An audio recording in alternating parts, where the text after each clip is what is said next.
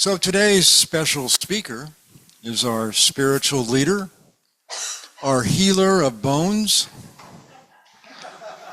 someone who always has something I think very insightful to say.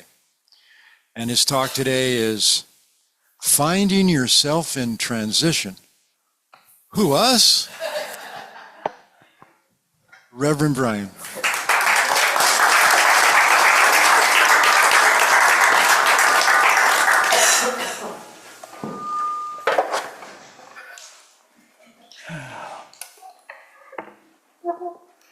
Good morning. Good morning. So a man had been shipwrecked on a remote island in the Pacific and was alone for 20 years. And when a ship finally arrived, his rescuers were very impressed with the 3 buildings that he had built. And they asked him about them. He said, well, this is my house, and the building over there is my church. He said, I'm very sorry to leave my church because I love my church.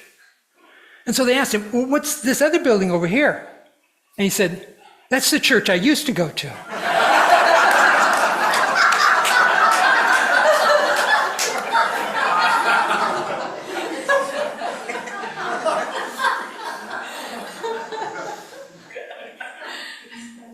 So I was on retreat last weekend and missed you all. It was a Catholic retreat, and I was with my wife Kathy, who is an oblate affiliated with the New Camaldoli Hermitage in Big Sur, and they have an outreach in San Luis Obispo, Monastery of the Risen Christ, where she spends her Sundays when she's not here. So it was their annual retreat for oblates and friends. So I qualified as a friend. Now, you might be asking, what is an oblate? As one of my Buddhist friends told me, those Catholics, they have all the good words. So an oblate within the Catholic Church tradition is a lay person who commits to living a spiritual life inspired by a specific religious order's principles and teachings without being a full member of that order. So in this case, it's the Camaldolese order, which is not that commonly known. It's the mystical wing of the Catholic Church, is the way that I think about it. The Catholics refer to it as contemplative. They're the contemplatives. And I just label them as mystics. And they're very, very much aligned with what we teach in unity. So for anybody who's not familiar with the monastery in Big Sur, New Camaldoli, I encourage you to, when you're up that way, to stop by. It's really, it's an inspirational place. And then there is the outreach, the Monastery of the Risen Christ, here in San Luis Obispo. So now, I should, just for the record, state that in these commitments that the oblates commit to, there are no commitments about celibacy involved here. Because I could see when I mentioned that there was some concern in some people's faces here. So just wanted to put that to rest. Now, interestingly, the presenter at this Catholic retreat was an evangelical minister from the Church of the Nazarene. Yes. And so, you might be asking yourself, how does this Catholic group get this evangelical minister to be their presenter? Well, let me tell you. So he was on retreat at the Monastery of the Risen Christ in San Luis Obispo. And Father Steve, who's the head of the oblate group, got to know him a little bit, found out he's an author, and that he had written a book And the book is titled Stability: How an Ancient Monastic Practice Can Restore Our Relationships, Churches, and Communities. And so Father Steve, getting to know him a little bit, started the cascade of events that got him invited to be their presenter.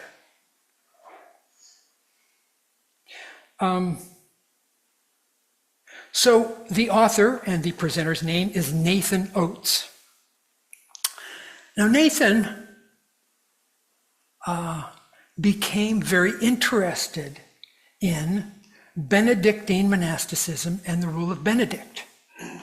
So much so that he took a pilgrimage to Italy where he followed in St. Benedict's path and spent several weeks at a Benedictine monastery over there and practiced the life that the monks there lived, including getting up at 3 a.m. every morning for their regular prayer session. And so Nathan is a really dedicated guy. And the retreat experience for me was really quite profound and very helpful. So for several reasons. One is I get to deal with my prejudices that I might have some judgment about an evangelical minister from the Church of the Nazarene. And he was a most inspirational fellow. After you spent some time with him, you knew that here was somebody who was really dedicated to following the teachings of Jesus. And that in and of itself for me was just enough reason to be there. It was just, you really got the message. He described himself as an intense person, but in a really beautiful sort of way, because he really was dedicated. And so he told us his story. So the first part of the story is, so he's raised in a Catholic, not a Catholic, but an atheistic family with an alcoholic father. When he's an adolescent, he comes across Christianity and he starts praying. And he prays every day for the reformation of his alcoholic father. 9 months later, his father finds religion and transforms his life. And he said it scared the crap out of him. That you could have this kind of power. Anyway, his life goes on from there. So he gets married. He and his wife and a few friends start a church in their living room. This is over 20 years ago, which is still going on today. And he becomes aware that there's so much in our culture that is contrary to and that is resistance to leading a life that is following Jesus' teachings. And it prompted him to write this book and to go on this exploration. So what's it all about? Well, the Benedictines, and this is something I learned just this past weekend in spite of having been raised Catholic, there are different varieties of spirituality within the Catholic Church. So the Benedictines, which is probably one of the most common when you hear about monasticism, it generally, you think about the rule of Benedict. But there are also Jesuits and Franciscans and Carthusians and Camaldolese, and all of these things have a little bit different kind of spirituality because they make different vows. So the Benedictines make a vow of obedience. They make a vow of faith, And what really makes them distinct is they make a vow of stability. Stability. They commit to staying with that monastery where they take their vows. And Nathan became convinced that this is the answer to so many of our issues in a culture that is constantly on the move and really wants to take and to get and focuses so much on self-gratification. That people lead frenzied lives, that all of the hyperactivity and the things that we do don't serve us, don't serve our organizations, and create environments where it's really difficult to pay attention to what's going on.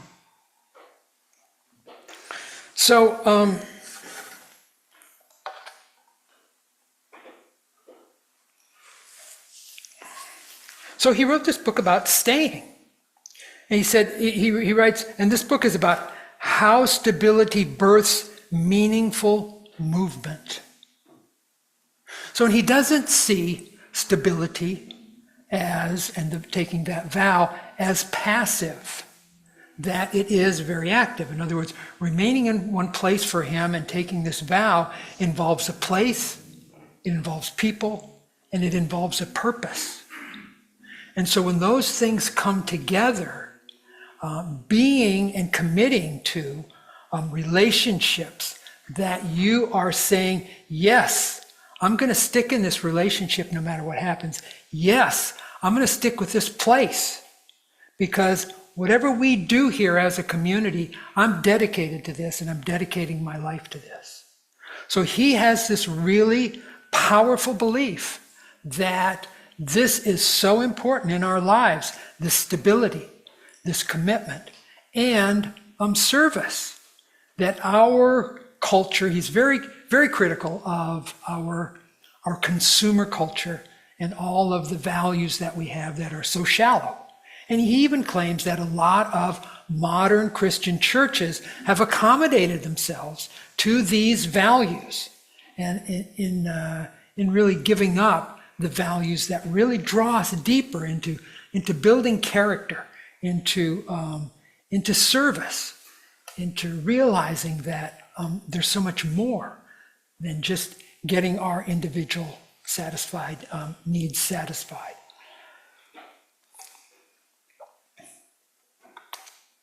So what he says is, so in addition to founding this church, he created another organization named The Foundry.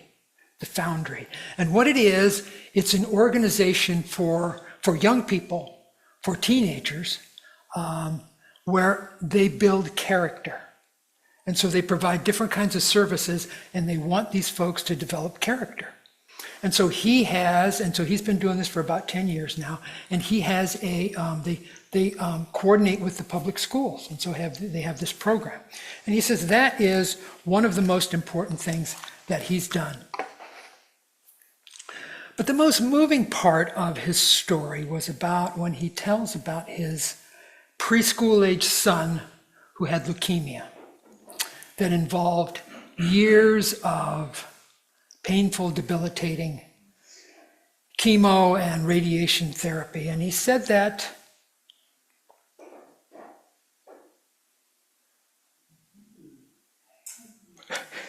he said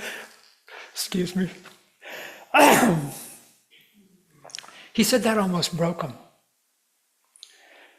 That with the new church that they just started, and with his little son who was going through these really difficult, and he said the kid was really pissed off at his parents because he held them responsible for the torture that he was going through, because they kept telling him, it's going to get better, but it didn't. Now, there's a happy end to that story, because he showed us two pictures. One was of this little, pre-age school kid who was in the hospital, and the other was of this hulking teenager who plays on the football team. So, so all of that work and all of that effort, they thrived. But Nathan said that was something that taught him how much and how important it is to endure, to stay. And so at the end of his 3-session presentation over the 3 days that we were there, he made the claim that the people who had gone through challenges and had endured were the ones who were most able and most capable to support people who are going through similar kinds of experiences. And he offered us a challenge. He says, I want you, because believe me, he was a guy to make a challenge for you. Anyway, he said, I want you to look at your life and to look where you've endured and realize that that's a place where you have something special to give. And it was especially important for me, and in fact, I consider it synchronistic, because as I shared in my last presentation here, that I was having a challenge with what's going on for us as a community and the impact that that is going to have on my life and what that means for me personally. Well, so what I realize when I look at where I've endured in my first ministry, I went through a very difficult time. In fact, after the first year, I was ready to hang it up. But we went through a mediation process that was done by some people from the larger Unity organization as a community. And I stayed there. And we did some great work that I'm very proud of, that we did as a community. And so I realized that there are some things that are similar to that in the situation that we are currently in. And it helps me to deal with and to be inspired about what we are on the cusp of doing. So after hearing about these ideas about stability and the power of stability and reflecting on them in my life, I thought about our community and what that means for us. So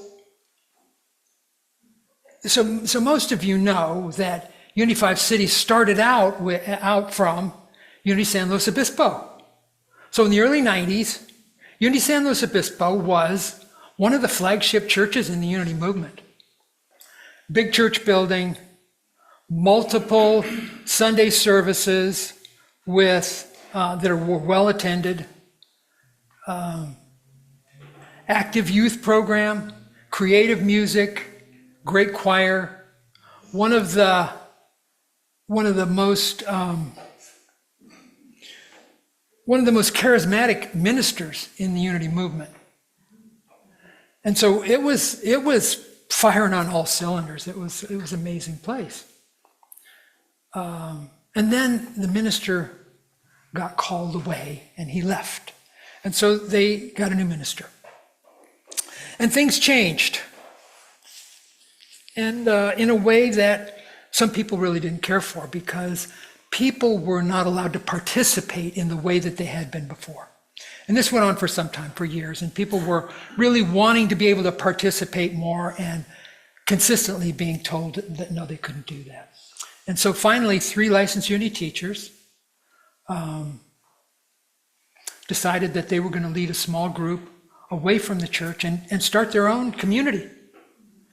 And so that was, to me and to my way of thinking, really a great act of courage, because they decided that, hey, things aren't working here for us, and we're going to do this.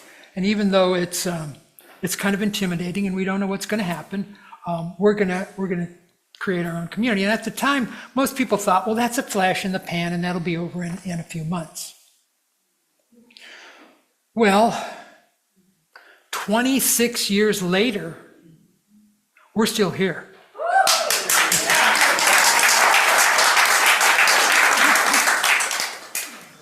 And we have a really active, dynamic community because you all participate and lead the authentic lives that you are invited to lead.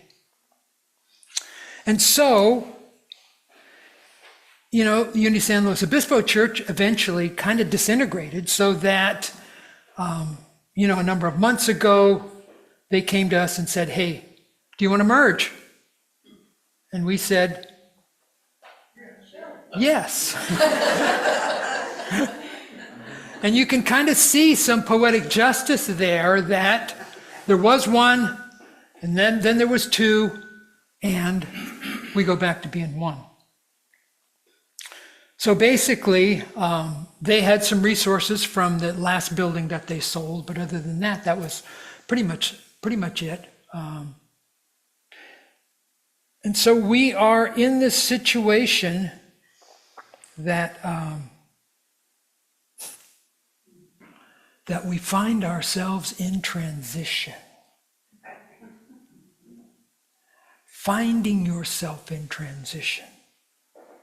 So now transition is a process, which simply means that there's a series of steps to an end, a goal. And we in this culture don't always do a process as well as we might because we live in a kind of mechanical kind of way.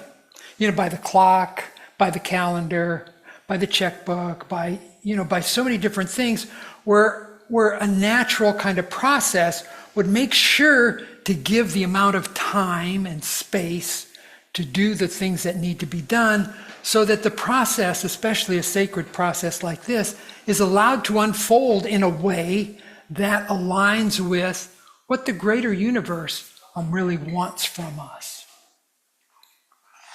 And so it's really important for us to really embrace this process, to honor who we are, who we've been, and what we are called to do. And that is, of course, to bring Unity Ministerial Services to San Luis Obispo. And so for me, what I want to share is that it's so critical that we honor this process and that we commit to prayer and to meditation and to allowing things to unfold that really are spirit-led. Okay, and so that's the first thing for me that I think about and want everybody to embrace. That is so critical. So the other thing is, I don't want us to perhaps not be aware that we might be affected by the larger consumer culture that has some of these shallow ideas that we oftentimes are critical of. And that because we have this rush of resources that we don't, get dollar signs and have our eyes big and think, oh man, we got to go spend this money. It's a process that we really need to be with and to honor and to make sure that we are paying full attention to.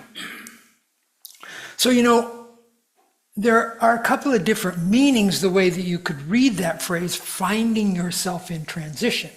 One, of course, is the literal meaning, and that is that you simply find yourself situationally in the midst of a change or a shift in your circumstances. And that is true, because we are having a significant shift in our circumstances. But there's a metaphorical meaning that finding yourself in transition could mean an emotional or psychological kind of aspect of change. It could mean self-discovery. It could mean personal growth as a community. It could mean exploring our values in a deeper way. So all of that, friends, also takes courage. And so that's our invitation. Are we ready? Are we ready to say yes? Because we've already said yes. So we've already said yes, but are we ready to embrace that? So I want to share one more aspect of this that I think about and that I think helps me to kind of frame this in a way that makes sense. And it's about, in the Jewish tradition, they have for a young person a milestone kind of experience, and that is, of course, a bar mitzvah.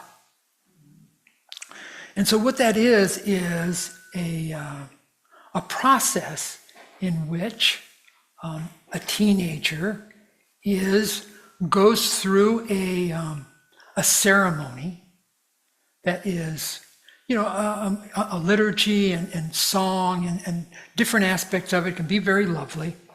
And I know that some rabbis take the shoulders of this young person and tell them, you are good. You are loving and loved. You are kind and compassionate. All we ask of you as your community is that you become more of who you are.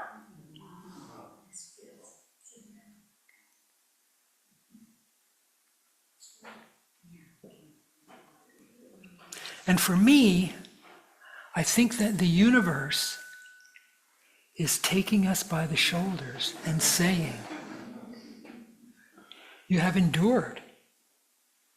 You have stayed true to your mission, being heart-centered, empowering personal growth and transformation, of encouraging people to live the unlimited life of spirit.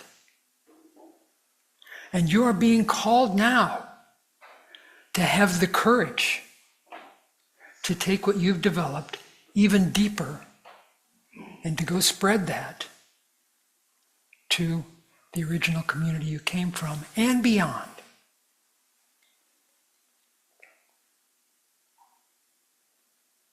So I recently learned of a new acronym for change. Change, C-H-A-N-G-E. Chance to have a new God experience. Chance to have a new God experience. So my affirmation for all of us is that we have the courage and the faith to follow the wisdom of our hearts. They have the courage and the faith to follow the wisdom of our hearts. And so to encourage everybody to get aligned with what we have the opportunity to do, we have a prayer. So there's a copy out here, a written copy. I send it out in the emails that go out. It's on the website. And I want to conclude with us affirming this together and praying this prayer together. So this is a prayer of reunification. All right? So I want you all to join me. Together, living, loving Spirit, through which we move and have our being. We pause in this moment to remember that we are one in spirit, one in purpose, one in the great calling to serve the awakening of humanity. Keep going, Joe. As we move forward in this sacred work of reunification, we open our hearts and minds to divine wisdom. We trust that the same Spirit that called unity into being continues to guide us now, gently, clearly, and faithfully. We bless every person who has brought us to this moment, past and present. We bless every voice in the conversation, heard and yet to be heard. We bless this process knowing it unfolds in divine right order. May we meet one another with courage and compassion. May we listen deeply and truthfully. May we honor the legacy we inherit, even as we co-create what comes next. We affirm now there is only one presence and one power active in this process, in our unity movement, and in each of us, God the good, omnipotent. We give thanks, we move forward in faith, and so it is. Amen.